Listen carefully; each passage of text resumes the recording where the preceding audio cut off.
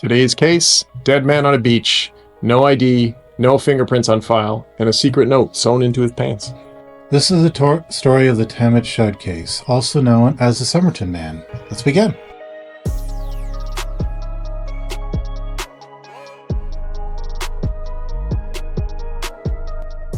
On the morning of December 1st, 1948, a man's body was discovered on Somerton Beach near Adelaide, South Australia. He was lying with his back against a seawall, neatly dressed in a suit and tie.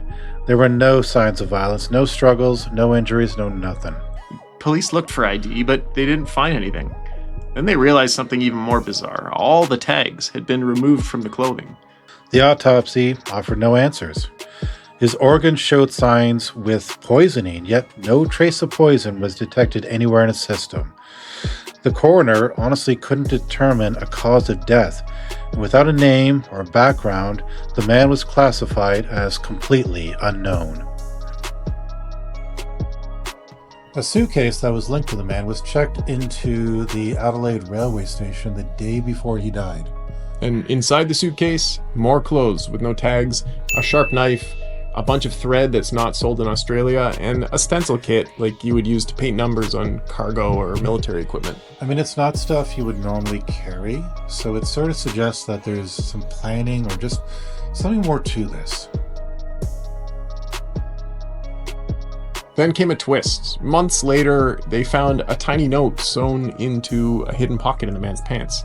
It read, "Tamam Shud." The phrase is Persian. It translates to "it is ended." Investigators traced it to a book of poetry, the Rubaiyat of Omar Khayyam, and the quote appeared at the end of the book. Not long after, a man came forward with a copy of the Rubaiyat. He said he'd found it in the back of his car. Somebody left it there around the time of the man's death. Inside that book, detectives found two more leads: a series of letters written in a code and a telephone number. So the telephone number led them to a woman named Jo Thompson, a local nurse who lived just a short distance from where the body was found.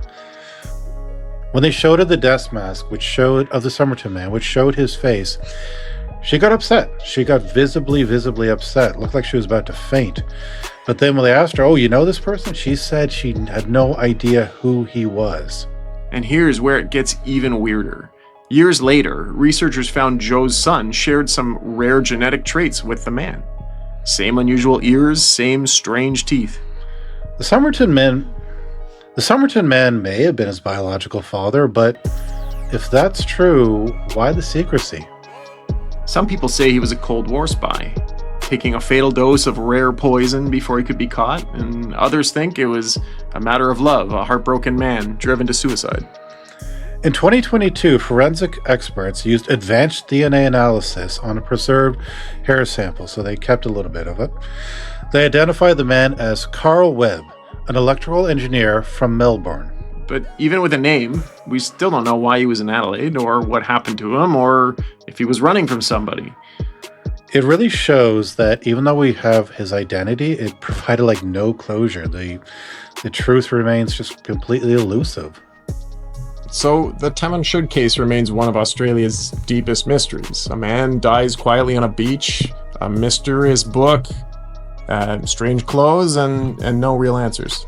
Yeah, I mean, we know his name, but we really don't know his story. I mean, the thing is that some mysteries, even when the case is closed, they're just not completely answered. It's like it said, it is ended, but for this story, only on the paper.